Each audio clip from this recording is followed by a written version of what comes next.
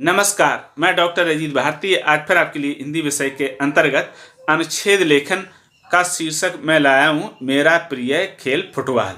ठीक, तो ये अनुच्छेद लेखन का शीर्षक है जो बोर्ड एग्जाम कक्षा 10वीं सीबीएसई बोर्ड में आ चुका है।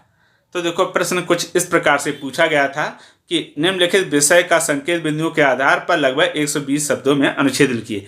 ये देखो, एक ही प्रश्न में थे का, खा, गा, तीन, तो हम इनको अलग अलग कर रहे हैं। इससे पहले मैंने का उत्तर लिखा है और उसकी लिंक इसके डिस्क्रिप्शन बॉक्स में मिल जाएगी। खाल ये आपके सामने प्रस्तुत किया, फिर हम गा करेंगे और तीनों की हम डिस्क्रिप्शन बॉक्स में लिंक दे देंगे।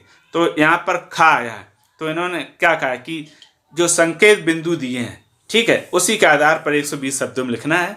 तो देखो, हम सबसे ये देखो प्रश्न दिया है, प्रश्न में क्या है, खा, इसमें दिया मेरा प्रिय खेल फुटबॉल और संकेत बिंदु दिया फुटबॉल के खेल का परिचय, प्रिय क्यों और खेल भावना।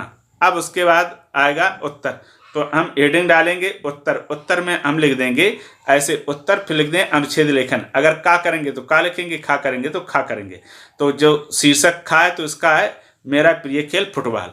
अब इसको क्या करेंगे, जो 3 बिंदु दिए उनको अलग अलग पैराग्राफ में लिखना, क्योंकि अनुच्छेद लेखन को हम अंग्रेजी में पैराग्राफ भी तो कहते हैं। तो क्या करेंगे, जो बिंदु उनको पैराग्राफ में लिखेंगे, हो जाएगा पैराग्राफ राइटिंग। तो पहला हमारा बिंदु क्या दिया था, पहला दिया था फुटबॉल के खेल का परिचय, तो हम पहले बिंदु में क्या कराएंगे, परिचय। तो हमने थोड़ी सी लाइन छोड़ के लिख दिया, फुटबॉल एक लोकप्रिय खेल है, यह अंतर्राष्ट्रीय खेल है जिसमें 2 टीमें होती हैं, प्रत्येक में 11 खिलाड़ी होते हैं। खेल का उद्देश्य गेंद को विरोधी टीम के गोल में डालना है। यह खेल गति, तकनीक और टीम वर्क पर काम करता है, इसे दुनिया भर में पसंद किया जाता है। तो ये हो गया फुटबॉल खेल का परिचय। फिर इसमें आपका आता है दूसरा बिंदु दिया है प्रिय क्यों। तो दूसरा पैराग्राफ राइटिंग या हम भाग लिखेंगे इस तरह से, थोड़ा सा छोड़ के ध्यान रखना। जो पैराग्राफ राइटिंग अथवा अनुच्छेद लेखन होता है उसमें पैराग्राफ ही आपको बदलने होंगे, तभी तो कहलाएगा। अब फुटबॉल मेरा प्रिय खेल है क्योंकि यह रोमांचक होता है, टीम वर्क और रणनीति से इसे और भी दिलचस्प बनाती है। मुझे इसकी गति, खेल की तकनीक और हर मैच में मिलने वाले नए अनुभव पसंद है। यह खेल मुझे जोश और ऊर्जा से भर देता है। तो ये हो गया आपका दूसरा बिंदु। अब आता है तीसरा बिंदु दिया खेल भावना। तो तीसरे हम पैराग्राफ में लिखेंगे खेल भावना से संबंधित।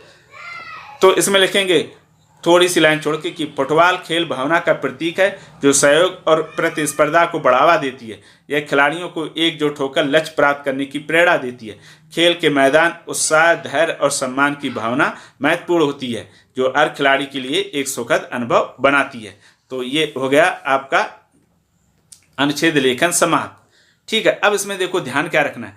एक तो ये कि जिस भी अनुच्छेद को लिखें उसकी बिंदु को ही उत्तर लिखने हैं, अपने मन से अलग से कुछ ना। जो 3 बिंदु जैसे ये दिए हैं, सिर्फ इन्हीं से संबंधित हमें उनके उत्तर लिखना अलग अलग पैराग्राफ में। तो वही कहलाता है पैराग्राफ राइटिंग। अब पूरे अंक लाने के लिए सबसे अच्छा तरीका है कि आप विविध विषयों का अध्ययन करें, साथ में जब भी लिखें आप अनुच्छेद लेखन, तो उसमें हमेशा राइटिंग कैसी हो तुम्हारी, बहुत ही सुंदर।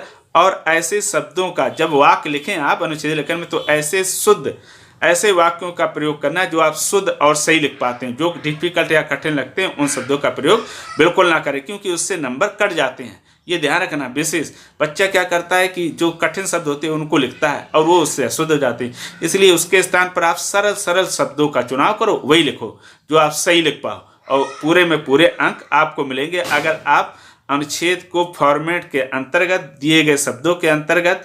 और अब जैसे बच्चों के मन में प्रश्न आता कि 120 शब्दों का अगर हमने 130 में लिख दिया, देखो कम 120 से कम में न लिखना, ज़्यादा वो थोड़ा बहुत चल जाएगा, ठीक है। और मैंने जो प्रश्न नंबर का है उदाहरण, उसको हमने इसके डिस्क्रिप्शन बॉक्स में दे दिया, वहाँ जाकर उसे भी सरल भाषा में देखो, समझ सकते हैं। अगर अनुच्छेद से या किसी भी विषय, हिंदी के व्याकरण से या राइटिंग सेक्शन से संबंधित कोई आपको डाउट हो तो बेझिझक निडर होकर आप प्रश्न हमें कमेंट बॉक्स में पूछिएगा।